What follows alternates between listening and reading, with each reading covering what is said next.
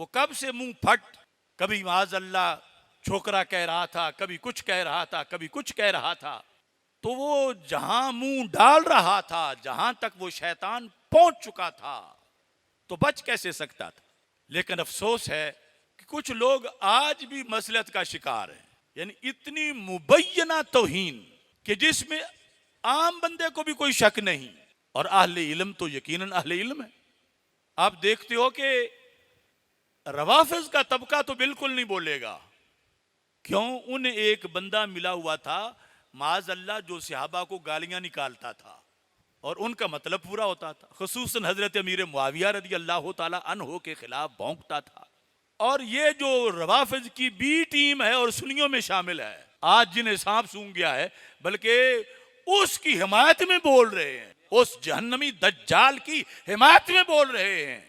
कुछ लोगों को तो ये तजजिया, वो कहते हैं क्योंकि जलाली साहब ने फतवा दिया और वो गिरफ्तार हुआ और उन्हें ये पसंद नहीं, अगर कोई और देता तो वो हमायत कर देते। हालांकि जब नबी अलैहिस्सलाम की बात हो, फिर फतवा किसी का भी हो, आपने तो पहरा सरकार की इज्जत पे देना। लेकिन मेरा तजजिया इससे अलहदा है। वो ये है कि उन्हें रसूल अल्लाह सल्लल्लाहु अलैहि वसल्लम के नामूस के दिफा से वो दिलचस्पी नहीं जो सहाबा को गालियां दिलवाने से दिलचस्पी है। वो समझते हैं कि हमारा तो बड़ा वो स्पोकमैन था, बड़ा तर्जमान था, हम पे कोई FIR भी नहीं होती थी, उन्हें खुली छुट्टी उसको दी हुई थी और वो रोजाना भौंकता था, और हमारा तो बड़ा नुकसान हो गया कि वो सहाबा को भौंकने वाला अब 295C के शिकंजे में आ गया।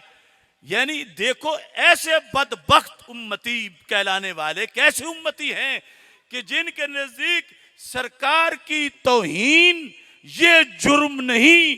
वो समझते हैं कि असल हमारा नुकसान ये हो गया कि सहाबा को गाली देने वाला वो कैद हो गया है, अब उसकी जगह गालियां कौन देगा। ये तबका पहले भी नंगा था, अब मजीद नंगा हो गया है कि सरकार की इज्जत और नामूस की हिफाजत।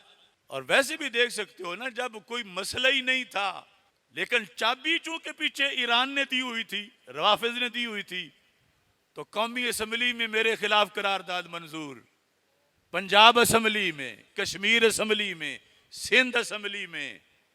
और बात वो थी जो अहले सुन्नत का 14 सदियों से मसलक है, और अब सारे बिलों में छुपे हुए हैं। क्या उनके नबी नहीं, उन सैयदों के? अब उनको अपनी जद और अपने नाना जी याद नहीं कि जिनके लिबास को मैला कहें तो माज़अल्लाह तौहीन हो जाती है। ताकीर के पेश नजर कोई कहे, इतना भारी लफ्ज बोला गया और टस से मस नहीं। लिहाजा कुछ गैरों की चाबियों पे चलते हैं और हम शरीयत के फरमान पे चलते हैं।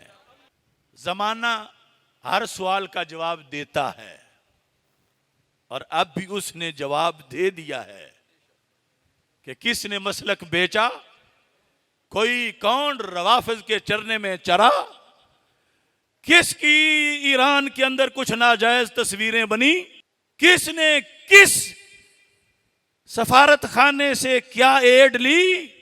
नामे नबी के लिए आज निकलने की तौफीक ना नसीब हुई उनको, क्योंकि शैतानों के अलाकार बने थे। लेकिन ये बंदा नाचीज, सैयदों का मैं नौकर हूं जो सहीउल अकीदा हैं, ना मेरे मुरब्बे हैं, ना मेरी फैक्ट्रियां हैं, और ना मेरे लाखों मुरीद हैं, मगर मेरे अंदर जो ईमानी पावर है, मैं ऐलान कर रहा हूं, अगर मुझे सेमिनार करना पड़ा तो इस मिर्जा दज्जाल को गुस्ताख साबित करने के लिए मैं पूरा सेमिनार करूंगा।